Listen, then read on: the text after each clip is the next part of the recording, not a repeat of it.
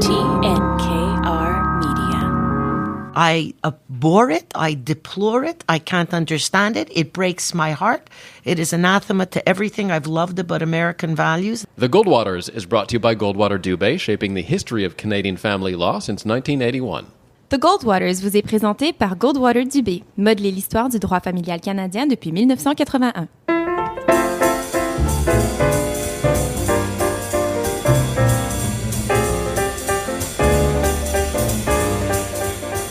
Welcome back to the Goldwaters. I am your moderator, Dan Delmar, and Daniel is with me. How's it going, Daniel? It's a heavy topic. Yeah, I got Jews on my mind. What made you want to talk about white supremacy and the JQ? And the JQ, the big Jewish question, the question for the ages. Well, part of it is I'm Jewish and I'm ethnocentric. The other part of it is that was half joking. The other part of it is that it's something I probably alluded to on prior episodes, but in my undergrad, my history degree, it was really I really devoted my study to ethnic and religious conflict in the modern era, history of anti-Semitism and genocide, all that stuff. So I'm kind of somewhat reared on the topic, and it's something that I'm interested in. And given the current the Trumpocalypse that we're living through, and that things like alt-right and white nationalism are being discussed more and more, I figure there's a hook there. And you do part ways with your mom on this episode on the question of panic, not feeling a sense of panic at this point. No, I don't. And I find that when you talk about these topics, like talk about anti-Semitism with a group of Jews, naturally they have a dog in the fight, and people get a little alarmist, I guess as well they should. And I think that while we could talk about how alarming it is to see white nationalists marching in Charlottesville or being active online, there's the other reality, which I still think has to be squared, which is that, again, Donald Trump is, I think, also very close to Jewish Americans, like in many ways. Like there's the first time there's Jewish grandchildren crawling in the White House. Okay, it's just a reality. People have to square that. There's plenty of good counter arguments that it's not relevant, but it is still a basic reality that all his grandchildren are Jewish, and that he's been very close to the Jewish community in New York City and has been, at least in his rhetoric, extremely pro-Israel and seems to be close with Netanyahu, closer than the previous administration. And these are not necessarily good or bad things, but these are things. And it's I don't see how people can look at that and say, oh, there's a threat to Jewish Americans, that there's a coming Kristallnacht. I think that's hysterical. So it's complicated. Let's get to the conversation, and we'll have your further reading selections at the end of the podcast.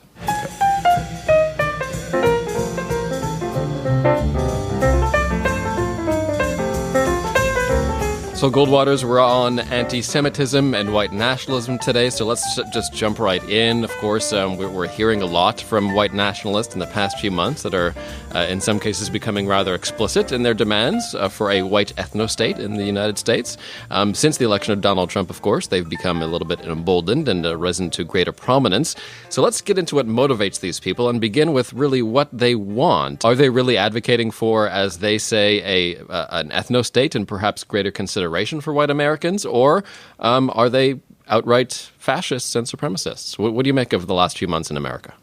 But it seems like, as best as I can decipher, one of the overarching things is wanting to have this country for us as defined by whites who have some history in the United States and are considered, and they consider themselves white. Yeah, but who are they is more important, I think, in the discussion, because I find there's been this conflation of people that subscribe to, say, Breitbart News, and people who might be card-carrying members of the KKK and are grand cyclopses and wizards and gnomes and hobbitses. Yeah, it's really weird, the overlap between fantasy and like KKK. That's one thing I always said J.R. Tolkien is a secret anti-Semite. I'm telling you, if you read J.R.R. Tolkien. Sorry. Well, he was really into analyzing old Teutonic myths, and he had actually gone into, I think, phrenology at the time, which was en vogue. But no, I don't want to cast aspersions. I mean, no, he's not an not anti-Semite. I'm being silly. It's Not just at all. Well, I think that there's something that bothers me about human nature. First of all, I'm always worried about conversations that start with we and they. When you start dividing the world into we and they, you're going down a very, very dangerous path. And there seems to be something intrinsic in human nature to engage in a certain form of tribalism. And I'm reminded of a little anecdote from César Millan, the dog whisperer, who noted that when he would go on his long walks with dogs of all races, creeds, religions, and persuasions, they would sort themselves out by their social class, and the dominant dogs in the front, and the alpha dogs and the beta dogs more in the back. the white supremacist dogs in the middle. Right. The golden retrievers, you can't trust those guys. Yeah, seriously. And then, dog lives do matter. And then when he would stop in a forest by some shade or at a lake, the dogs then would sort themselves out, interestingly, by breed. And the brown Labradors would hang with the brown Labradors and the Goldens with the Goldens. And there just seemed to be something in mammals about this identification of what your group is. And humans seem to engage in that. Okay, but these are general social observations. We're very far afield from the white ethno-state and the politics that are dominating the discourse right now. Cesar Millan and Cesar Millan dogs and Haitians No, and there are Indian things- caste system. Gandhi's going to I'm walk a in the blank slate. No, don't be unfair. I'm a blank slate who never expected these issues to be issues of my generation. I'm the tail end of the 60s generation, where we're all the same and we're all long-haired hippies and we can't tell can't tell the skin color of each other because most of us in that generation were kind of dirty, unwashed. It was so nice in the 60s when racism didn't exist. That was so great. There was a pretense of the boomer generation that we were going to eliminate racism. That was the... Good job, guys. You did it. We made a very noble effort. Don't be unfair. There's still a huge social leap forward. You can't disregard that. And it seemed to me that the next generation would grow up and not be as racist as the generation before. But the reality is these people from different cultures and communities who are themselves different colors have this kind of tribalism, the us and the they thing.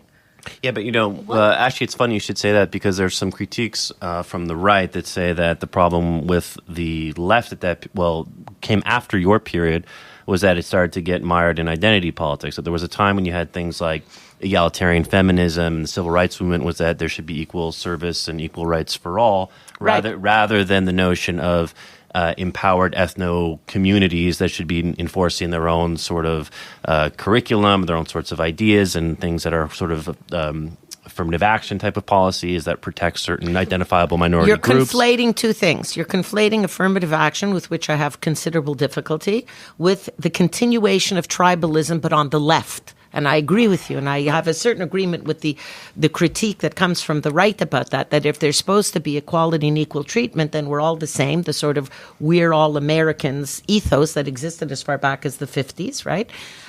Without regard for race or creed or color, with this evolution on the left of this terrible identity politics, with this somehow some great social superiority if you're something different from the average white person, you are somehow now culturally superior and entitled to flaunt your own version of tribalism. Mom, let me ask you a question. Do you think that white nationalism is ascendant right now, as we speak, in the culture? Whether Canadian What or culture? Western culture, the dominant discourse today that we find ourselves in? I think there's a tendency to catastrophize this concept of white nationalism. I think it's always been there. I think it was ascendant certainly in the 20th century and was soundly and roundly defeated. I think that Angela Merkel is going to stay in power. I think Emmanuel Macron was elected and not Marianne Le Pen. So I'm not so sure that it's ascendant. Do you think that Donald Trump is allied with... I think there was a Brexit vote, which I think has a big ingredient of white nationalism, makes it all the more disappointing because that vote for that side. And then as for Donald Trump has no ethics, no philosophy, no political affiliation, and no morals of any kind.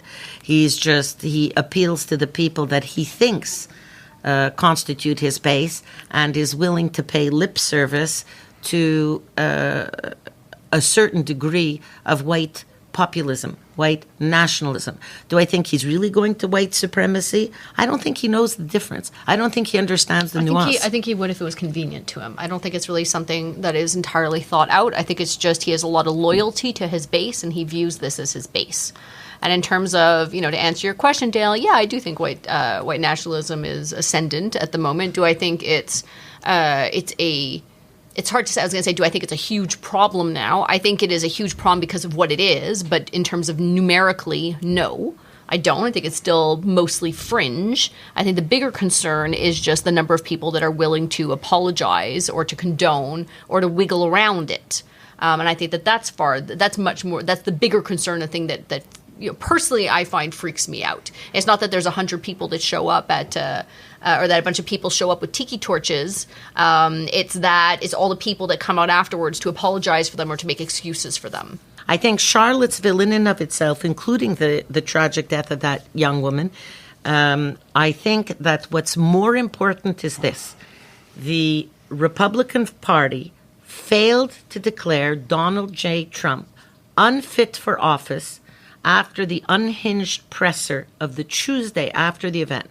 Not the first presser on the Saturday, not the second one on the Monday where he was reading from the teleprompter, but the unhinged one on the Tuesday that made it clear to me he's too influenced by Stephen Bannon, he's too influenced by his readings at Breitbart, and probably a little National Enquirer, a little Allo Police, and that level of reading. He reads? He reads, hard to say. I think things are read to him. I think it's much more basic, is that people that, he knows that these people like him and that have supported him. And to me, it's a very simple thing. It's like, okay, well, you voted for me, and so I'll be nice to you. That presser on the Tuesday was somebody speaking to him and trying to point out a moral equivalency between the protesters and the counter-protesters, where there was none. But and if you're the president of the... Let me finish it up. The president of the United States can craft a moral equivalency between those people with the tiki torches, and let's view them as fringe because they are, and the people who were counter-protesting, even if they counter-protested with outrage. When he saw a moral equivalency, this person who has his own clear mental disorders and personality defects, and the grand old party, a party I used to respect, was incapable and remains incapable of saying, okay, we're done.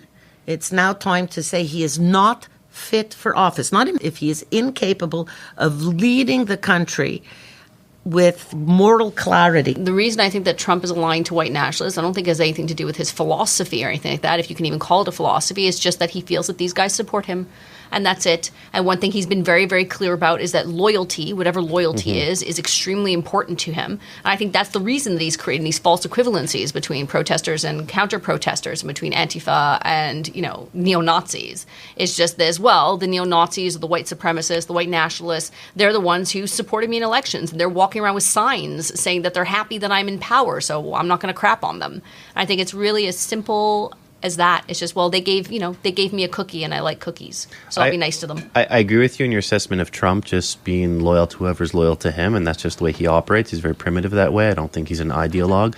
I have to say, though, I know this is unpopular, but I don't actually regard Stephen Bannon as a white nationalist. I mean, I do, from my reading of his oeuvre, or what he's put out there, I really do believe he's much more of what he calls an economic nationalist, that he's much more interested in trying to... Come on. No, I truly believe that. I don't think that he's ever said or done anything that can be really truly regarded as racist. The only things that were ever taken, that the press really made a big issue about, was in his divorce proceedings. He had mentioned that he was upset about the choice of school for their child because he found that there were too many Jews at this school, and he found that they were arrogant.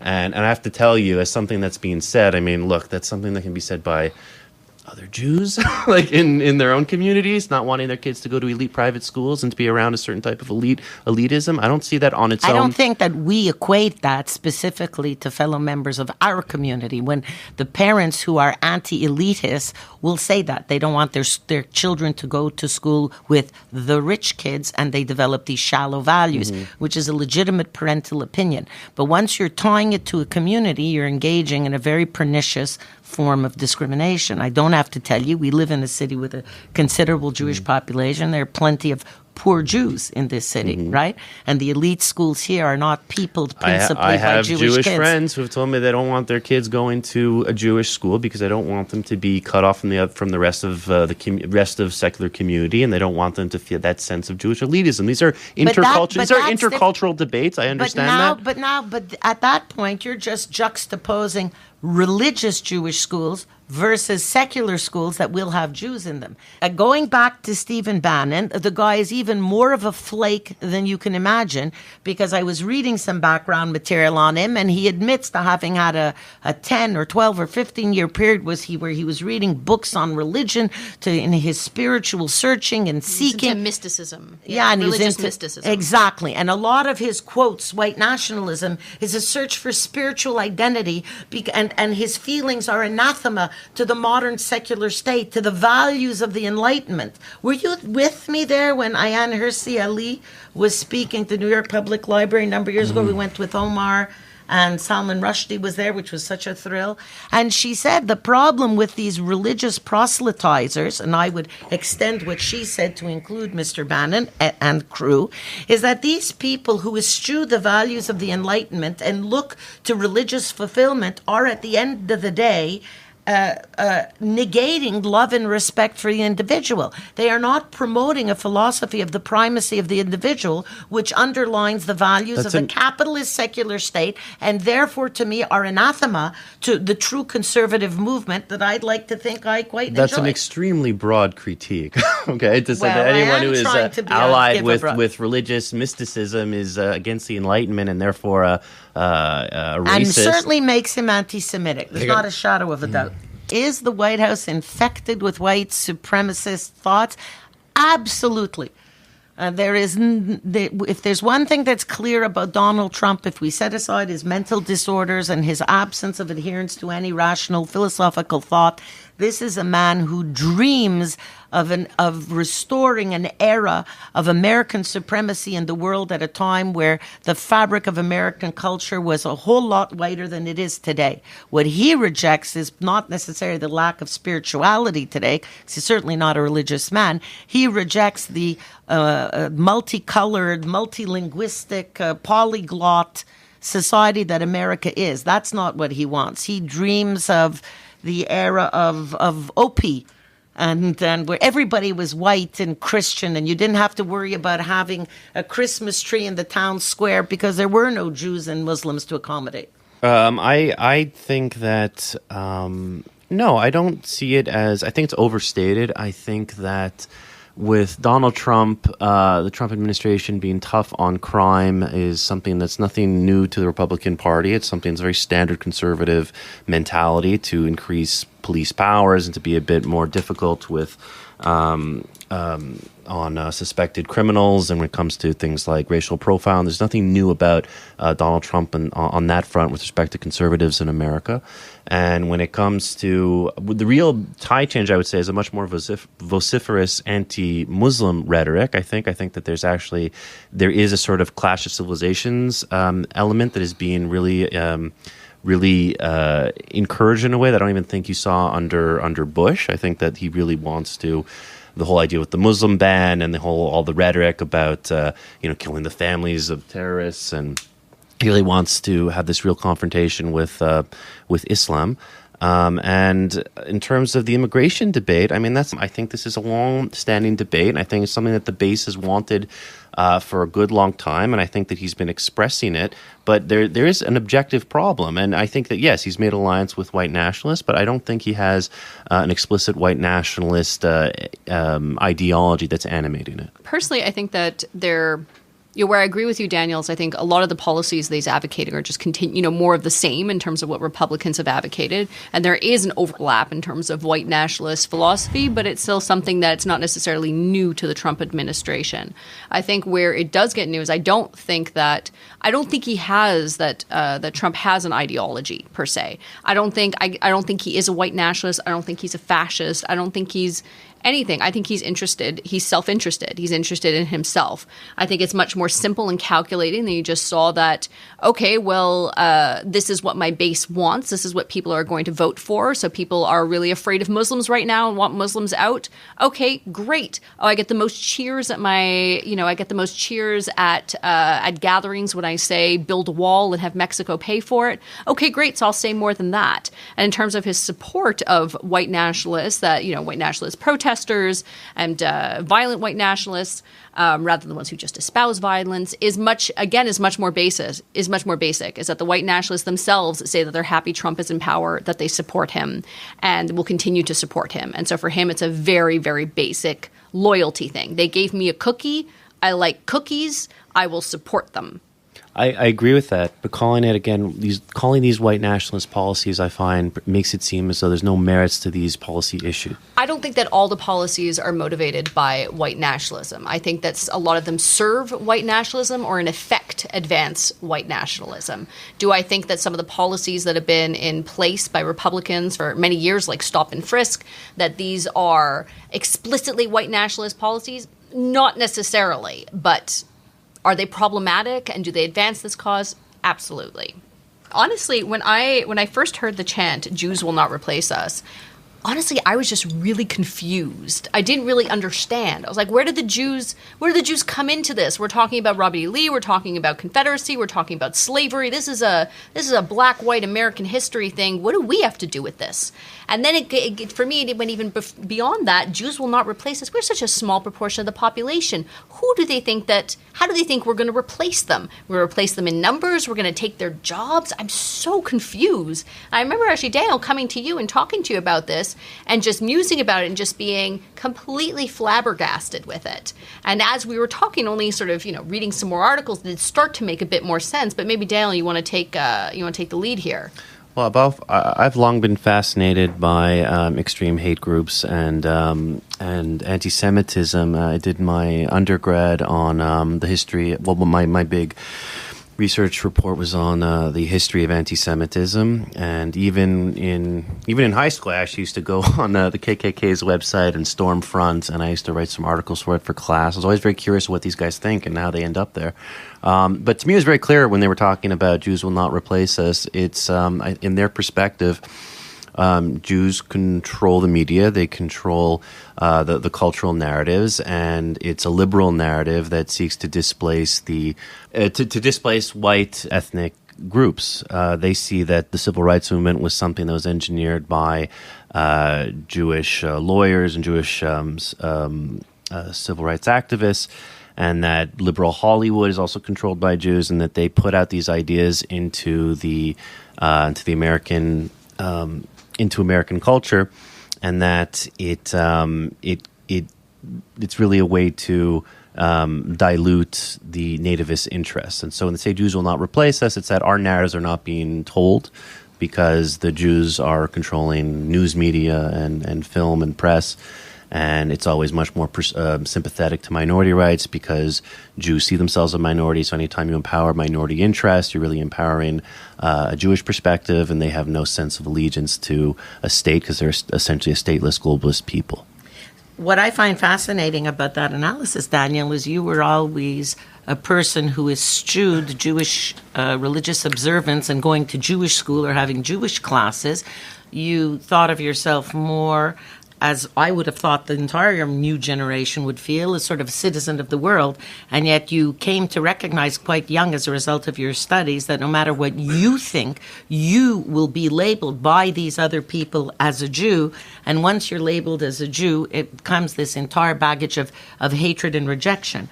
And there's no question, certainly in the United States, that there's this tremendous disconnect between the cultural narrative and governance. Governance is absolutely securely in control of people who are living in 1952 in their minds. The Republican Party, and I would say rather reactionary Republicans at that, because it's Congress, it's Senate, it's state governors, and all levels of governance.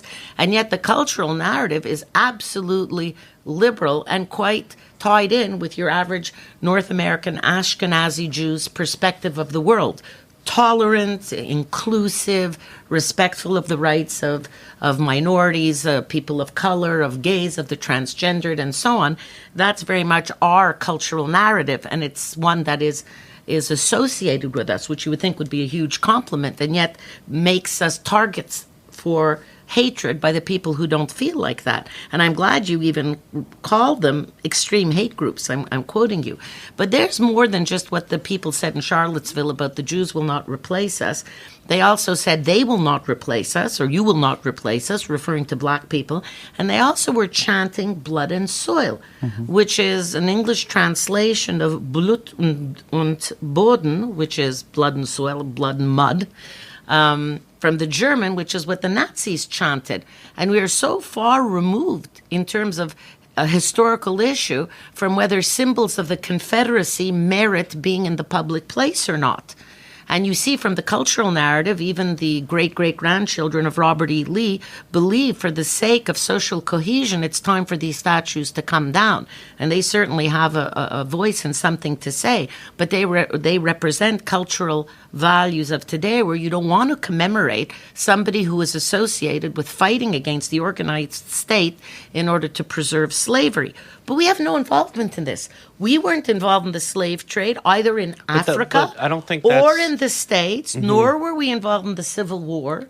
We are not part of this difficult part of the social history of the United States, which, let's remember, a lot of right-wing people say correctly, let us keep in mind that the Americans also, in the historical record, freed their slaves. So there is something good that we sometimes forget. I think you're missing the point when you're getting into the weeds of the historical record. I think when Samantha says, like, I don't understand, we're only 2% of the population or something, the idea is that these are rootless cosmopolitan people who are concentrated in the zones of influence. You talk about the United States. Us? Well, that's their perspective. You talk about the coasts that dominate. The rest of the United States is flyover country, right? This is something that everyone complains about. Well, it's a denigrating attitude. And when you towards see where people, Jews are just concentrated, it's a denigrating attitude towards people who live in more rural environments. The United States has as a problem a social divide created by the fact that it continues to have huge populations in rural environments, and the less urban your population, the more likely they're going to adhere to values created by a certain social isolation from people of color and people of different religions and values. Yeah, but and that word cosmopolitan, that adjective, is pretty charged, and not only is associated with us, with the Jews, but it's a code word, I think, for Jews, but one that's quite denigrating. Cosmopolitan, ergo not traditionalist, not respectful of traditions and the natural supremacy of the white man, which is how these people view it, and is close cousin to the other pejorative term in the States, elitist. Honestly, one of the things that helped to clarify it for me a bit, or just helped to shape my thinking a little bit, like where do Jews come into this debate at all, and why are we involved in this? Was actually this article by Eric K. Ward, where he was looking at how anti-Semitism animates white nationalism, and it was really something that kind of opened my eyes to things. And his premise, as best as I can, I hope I'm articulating it clearly, is that for white nationalists, if they're going to, the basic premise is that they are the superior race, they should be in power, they should be the ones in control, and yet somehow they're losing jobs and they're being usurped and surpassed by women and by minorities. And the question becomes, for them, if women and minorities are inferior, then how is it that they're gaining power? It just creates this big question. They can't possibly be better than the whites. They can't be getting power through that way. And so the only way that minorities and women could be getting power is because of this invisible kind of blending in powerful kind of demonic force, which would be, hey, that's where we come in, the Jews. So it becomes, because we look white, so we pass. So we can kind of blend in. You don't necessarily know when we're around, and we somehow in their narrative have all this great power in terms of shaping the public discourse, in terms of shaping media, and in terms of politics, and in terms of money and banks. And so somehow we have some intention that the only way that minorities and women can be taking control is because Jews are empowering them and are behind them, pushing them forward and pushing the white man, the real white man, down. Is there any merit to that viewpoint? I know it's too dangerous thing to even talk about, but I mean, it's not just white nationalists who see that. Wait, to the viewpoint of the white nationalists? No, the viewpoint that Samantha just described. This article, Eric Ward. No, the viewpoint of the white nationalists that Samantha just described. That there are. Oh, seriously, dude. Do we live in a world now where we have to debate whether up is up? It's not just we're now in control. Jay-Z, who right now is essentially a very mainstream icon in American culture. His most recent song was talking about how Jews own all the real estate in America. Okay, he's like a guy who's feted at the White House by Barack Obama. I have nothing particularly against what he is saying. In fact, that's kind of my point. But that this debate has become so charged that you can't even discuss these things. For Ashkenazi Jews in particular, there's a history to draw on, and the more that we're seeing the rise of the right. The extreme right and of nationalism, a lot of those anti-Semitic dog whistles are being blown right now throughout Europe and in North America. And so it's scary. And the question starts becoming, well, how many people, how many cemeteries need to be, or tombstones need to be knocked over, how many threats outside synagogues, or how many synagogues need to be defaced before we flee or before we take it seriously. And honestly, I don't know the answer to that. At this point, do I think it's a significant, am I concerned for my family's safety? Not even remotely. Again, I'm in Montreal, we're in Canada, I'm not in the States, and so maybe there'd be a different concern going on there, but I think it's something that I think is definitely important to keep our eyes open and keep our ears open and just really listen to what direction things are going. I think that the threat from direct groups is very small, but the fact that there's so many apologists and people that are making excuses for this type of anti-Semitic and racist and white nationalist dialogue, I think is deeply concerning and is something to really watch out for. You always want to be mindful and vigilant about these things because they're serious issues, but I also agree with you, Samantha. I have really absolutely no concern for my Jewish American brothers and sisters. I also think that the real people who are going to bear the brunt of all this, the ones who are really who I do worry for are Muslim Americans and Hispanics. And Hispanics. I mean, they're the ones who are really in the crosshairs in all this. And I really think that again, it's alarming to see a bunch of white nationalists marching in the streets with torches saying Jews will not replace us. But I don't think that the scope of it is very considerable. I think that their bark is a lot worse than their bite. I think this is people who thrive on social media and online, and it's really just a bunch of very highly active accounts that can be, essentially a handful of very loud, virulent people. I don't think that there's any considerable uptick in actual hate crimes against Jews, and I think that while we should be concerned, it's not something that should really take up a lot of conversational airspace. I think a lot of the attention should be should be pointed towards Muslim Americans and Latinos. There's actual policies in place that are going to be ruining their lives. There's nothing you could say about that for Jews. And France, last word. I'm having a heart attack. I've not raised you children right either. Your father and I share what I would have thought would be the average Ashkenazi Jew's hypervigilance to our safety. And I would please encourage you with all my heart never to relax that hypervigilance. And I'm certainly extremely proud of you, Daniel, to the point it makes me want to cry. And I agree that hypervigilance has to extend to ill treatment of all minorities. And the ill treatment of Latinos and Muslims in the United States is precisely what terrifies me for my fellow Jewish citizens. I abhor it. I deplore it. I can't understand it. It breaks my heart. It is anathema to everything I've loved about American values, this failure to embrace these Latinos who, in fact, are the underpinning of American society because they take the lousiest jobs because they have to send money back home to their impoverished families. The Muslims who are coming, when they come to the States, it's to make common cause with us, not to cause social strife. Many of them are escaping social strife in their countries of origin. Certainly that's been my experience here.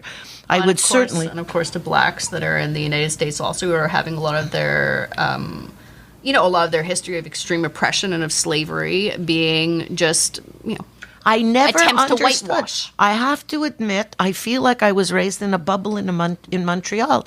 I could never have imagined black people would be facing the fear they're facing today. And we as Jews have a huge duty to help these groups, but we must not be any less vigilant for ourselves. And I would hope, in fact, that Justin Trudeau would provide some relaxation of certain immigration criteria to permit people in the States who are afraid, Muslims, Haitians, the Haitians who are bombarding the CBSA here, our Quebec borders, regular, normal black people, not just Haitian black people, English-speaking black people, undocumented Latinos, and offer them a safe haven here.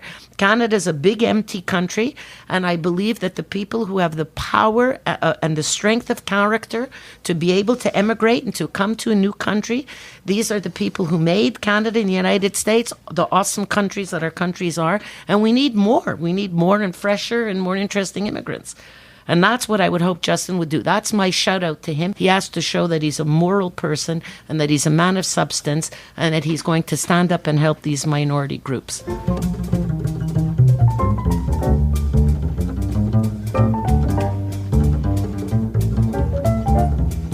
Further reading now, back with Daniel, and how do you think that went? Obviously, a lot of mixed feelings, a lot of mixed levels of concern, I take it? It's difficult to have a cool conversation on this, a level-headed conversation, and you never want to be the guy to say that that everything is fine when you're talking about issues of racism or racial animus. But it's also good to have a sparring partner with my mom. I mean, she's always up for a fight, and often I try to exaggerate my position for the sake of conflict is the truth. What is your selection for further reading this time? The text that comes to mind are the Protocols of the Elders of Zion, which is an infamous document, a forgery actually of an old play, an old satire of Napoleon in the 1800s, and then the Tsarist, the Okhrana, the secret police in 1903 in Russia, had adapted it to replace the liberals that were being satired in the original text with Jews, and it's become one of the most popular texts on the planet in terms of anti-Semitic literature. Why am I mentioning it? Because it's just so influential. I think it's been translated into every single language on Earth, and I think Walmart was selling it up until a number of years ago. And I think it gives a lot of insight into anti-Semitic ideology, the ways in which... And in fact, the reason I had that sort of inside baseball intro about its original adaptation being a satire of... Napoleon's liberal policies in France is because you start to already see the overlap between. It's often a critique of a liberalizing world, of rights being given to outsiders, and that this is often what anti-Semites associate Jewish power with, perceived and imagined. That'll do it for this episode of The Goldwaters. You can listen to past conversations at thegoldwaters.ca and join us on Facebook and Twitter, hashtagging The Goldwaters. We'd like to hear from you directly as well. Drop us an email, talk@thegoldwaters.ca, and tell us what you think about today's show. For The Goldwaters, I am your moderator, Dan Delmar. Until next time.